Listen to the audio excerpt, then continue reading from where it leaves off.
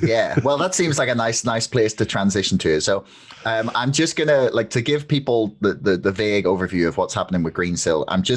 We'll get into more details, but I'll just read this little paragraph I Yeah, found on go on. Sky News, which is like I think sums it up like reasonably well. At least it says, Mr. Cameron approached a number of government ministers on behalf of Greensill Capital, a financial services firm he started working for in 2018. He was trying to secure Greensill access to a loan scheme called the COVID Corporate Finance Facility.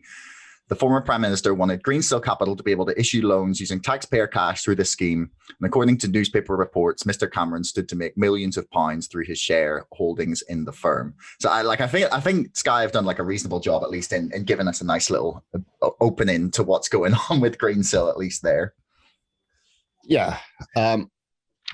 But people say that this government is the most corrupt government we've had. I disagree. I think Cameron's far more corrupt. Johnson's a bumbling fool, and we all know about his corruption. Yeah, he's blatant because he doesn't try to hide it. He's just clumsy. Cameron was much more subtle and much more invidious. I mean, after all, he brought in the referendum for Brexit, and then buggered off after the result went the wrong way. Yeah, I referred to earlier on the OFT order. What happened was in November 2010, Cameron made Stephen Green, the chair of HSBC, made him a lord and brought him into government as a trade minister. But this OFT order against HSBC, was published in November 2010. So, but that wouldn't have done, would it, to make the chair of the bank a lord at the same time as the Office of Fair Trading was issuing an order against the bank telling them to stop adding illegal charges. So what they did, the actual press release from the Office of Fair Trading was a press release about the Office of Fair Trading had clamped down on banks using charging orders oppressively. Now, a charging order is if you owe the bank money, the bank put a charge on your property. And the banks were doing it for small amounts of money, like £500 or something. And the OFT said, you've got to stop using this oppressively for small amounts of money. That's what the press release was about. And then at the bottom of the press release, there were these PDF documents, like in footnotes. They're PDF. And one of the PDF documents, in fact, there were two, well, there were four, but one of them was an order to HFC telling them to stop adding these illegal charges to accounts. Nothing to do with charging orders. And there was also exactly the same order to American Express. So American Express were doing it too. But I have obviously no inside knowledge of the American Express procedure, although I have recovered some money for people from American Express for doing exactly the same thing. They were probably doing it on a huge scale as well. In fact, I think this is a much bigger scandal than PPI. But because it's HSBC, the press don't go there. So where was I? Yeah, so coming back to Cameron. So that I can't point to a document where Cameron writes to the FT and says, get that buried. But it happened. The details are on my website. I'll send you the link. But I think the chronology is it was announced that Stephen Green was going to be made a lord, and the following day, the OFT press release was issued with this order buried away at the bottom. So they'd done their job. They had made an order against the bank and they'd released it, but nobody found it. I found it because I'm investigating these things, but the press didn't pick it up. Nobody found it. I mean, it was a red letter day for me because bearing in mind, I've been campaigning about this since 2003. And 7 years later, the OFT makes an order telling him to stop doing it. So that rather vindicates my position that what they were doing was illegal. Yeah. And the order from the OFT said you must not add these charges unless and until you change your terms and conditions, which allow you to do it, meaning their terms and conditions didn't allow them to do it. Yeah, so, it's pretty stunning sometimes. You like again, like I said, it's one thing to read and sort of understand that there's a lot of corruption, but then to hear it is quite shocking. I think to me, it really speaks to the thing that I always get, and I'm sure you've probably run into this as well, is like anytime I'm trying to raise, it doesn't even have to be like specifically something to do with HSBC or banking, but something in finance is normally pretty good for this, but people's reaction always seems to be like, oh, well, they'd never get away with this, or, oh, well, there'd be newspapers reporting on it, or, oh, this would be big news, or, this would be front page headlines, or, they'd get prosecuted for X, Y, and Z. And the reality is that there's this establishment class that is very happy to kind of cover for each other. And the revolving door between institutions in government, in the City of London, in regulators is really not helpful in attempting for anyone like yourself trying to just you're not even like maliciously attempting to take down someone. You're just trying to have the law applied. Yeah, I'm just trying to get the money back for people that had it stolen from them. But the problem is, Josh, it's not just at that level. I'm virtually a recluse because I moved to Hastings after I was sacked. We went to mediation and they agreed to pay me a substantial amount of money, but I moved out of London to halve my mortgage and have a cheaper life. And I wanted to, because I write music and I wanted to come here. And at the time I was writing music with The Guardian and I had an income. And so I moved to Hastings. But, after a while, people say, I meet people socially and I'd say to them, well, I'm also campaigning about a massive multi-million-pound fraud by HSBC. And people look at each other because they think, well, we haven't read about that. Of course they haven't read about it. Yeah. The chairman of the BBC is an HSBC director. You don't hear about these things. No. HSBC, the Guardian is the biggest recipient of HSBC advertising money of all the online newspapers. Really? The Guardian, yeah. The Guardian have sponsored articles. BBC do adverts for HSBC. They're the commercial arm of the BBC. They do adverts. And they have sponsored content on BBC, what's it called? World Service. World Service, yeah. Yeah. Wow, I did not know the Guardian were the biggest recipient. Guardian's biggest. There's on my website. There's a clip of a film of Stuart Gulliver saying the Guardian is the biggest recipient of online, not print, but online. Yep. Yeah. Well, I mean that's becoming larger and larger now. So it's more and more of a. Well, they HSBC suspended advertising with the Guardian when they were running the Swiss leaks story. They stopped advertising with the Guardian, but they're friends again now. They're big friends now. So the press, what the press will do, as I was saying earlier, they will report a press release from the OF. That's their job. They've got to report FCA press releases. And they wouldn't sell.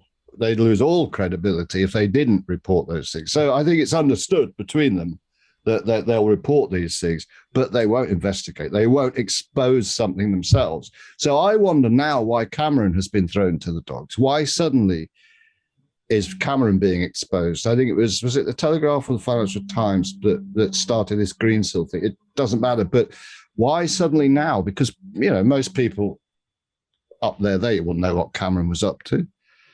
So suddenly he's expendable for some reason. Yeah, I have wondered that personally, because it seemed like he'd sort of just walked away and he was going to be able to continue, just sort of like transition to like civilian life as such. And now he's been dragged back into the fore. And like my really paranoid, cynical mind goes like, what are they covering for? Like, why are they willing to, like you said, throw him under the bus? And do you think there will be actual substantive examination, investigation, prosecution of this case? I don't think there'll be any prosecutions, no. And I think the government inquiry will be another whitewash. I mean, it's widely been reported the guy Nigel Boardman, who's the lawyer.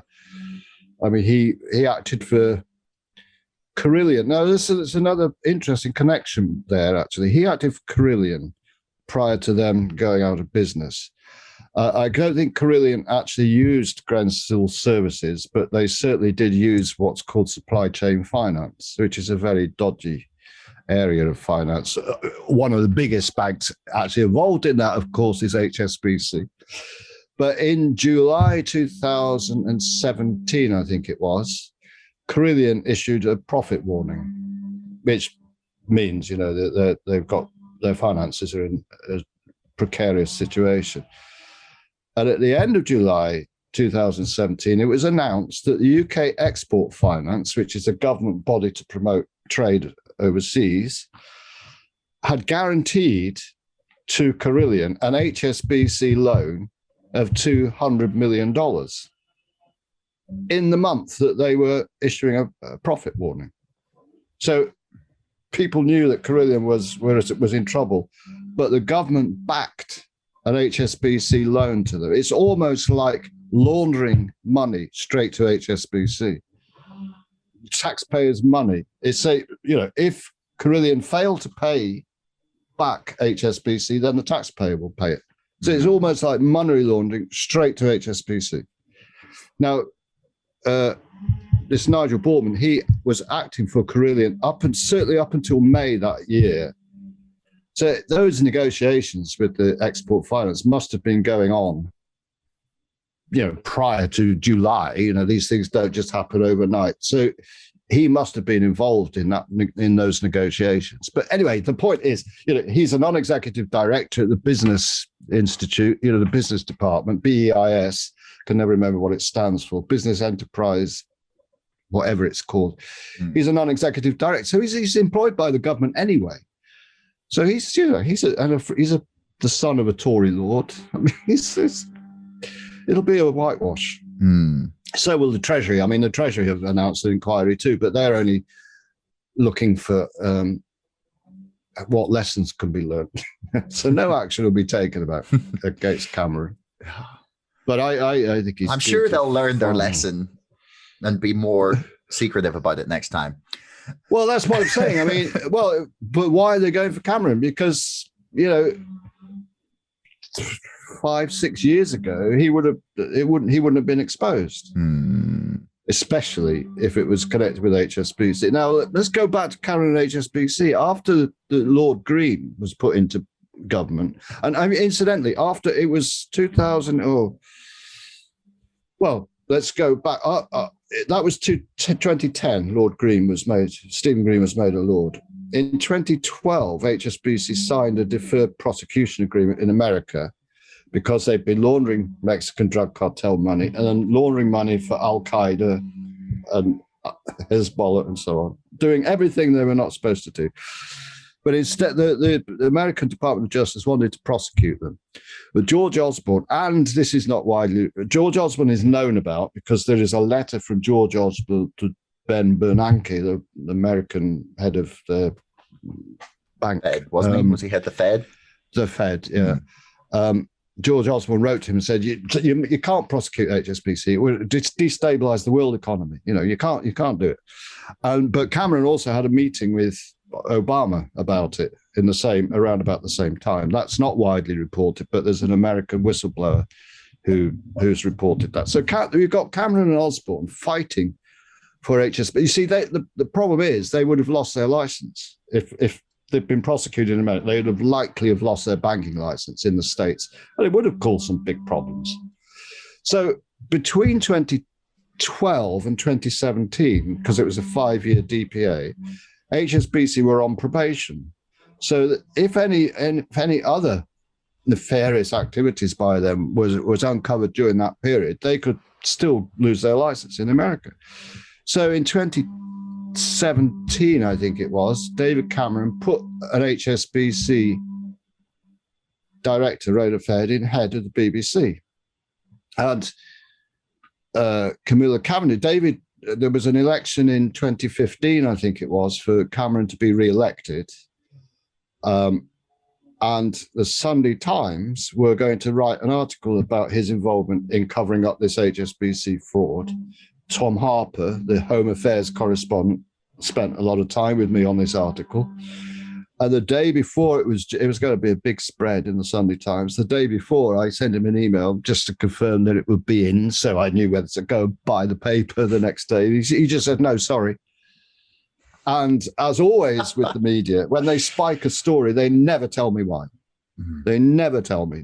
I spent, in one case, 9 months working with them. They spiked it in the end and they never told me why. So it didn't get in.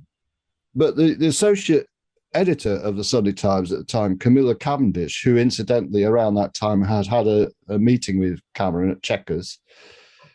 2 months after the story was spiked, she started working for Cameron at Number 10. She was head of policy unit at Number 10 Downing Street. And with his resignation honours, she was made a baroness. So she killed this story, which would have stopped him. I mean, he probably would not have got elected again if his involvement in the covering up the HSBC fraud was exposed.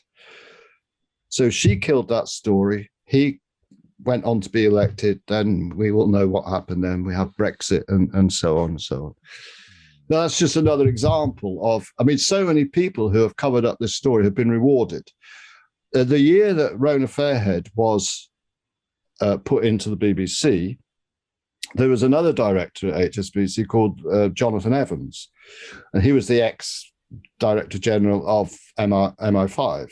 He left the secret services and went straight to work for BBC, just like the police. Hogan Howe, who's in the paper connected with Greensill, when he left the Metropolitan Police, he went to work for HSBC. Anyway, Lord Dameron, just Fairhead started working at the BBC, I think, in November that year. And at the same time, very quietly, well, there was no big publicity about it. Jonathan Evans was made a Lord by Cameron. So he was brought into government as well. And there's Lord Janvrin, who used to be the Queen's secretary. Lord Janvrin, well, actually, I'm going off at a tangent because I was going to start talking about the security services and so on, but that's a bit wider of your focus. But they've got their finger in every single aspect. They've got their finger in the security service, MI5, GCHQ, the Church of England, every government department. You're doing a fantastic job of laying out just how the revolving door really works. Because, it's a phrase that people maybe don't, they hear, but don't really understand the scale or impact of it. And you're doing a fantastic job here of actually laying out just how. Josh, I saw on Twitter, I can't remember who said it, but somebody said yesterday on Twitter, it's not a revolving door, it's an open door. I think it was an MP who said it. I can't remember who it was. Yeah, they took out the revolving door. They just knocked through. Yeah, they just go open plan straight. Yeah. Thanks so much for listening. If you enjoyed the show, please subscribe, follow me on Twitter, or sign up to our mailing list. Thanks a lot to our sponsor, ExpressVPN, the #1 most trusted VPN. Get lightning fast connectivity with servers in 160 locations across 94 countries. Keep your browsing privacy safe with ExpressVPN and get a 35% discount on 12 months of ExpressVPN when you follow the link in the description below. Don't forget my book is now out and available to order on Amazon and on bookshop.org. That's Brexit, the Establishment Civil War. And most importantly, thanks for listening. We'll see you next time.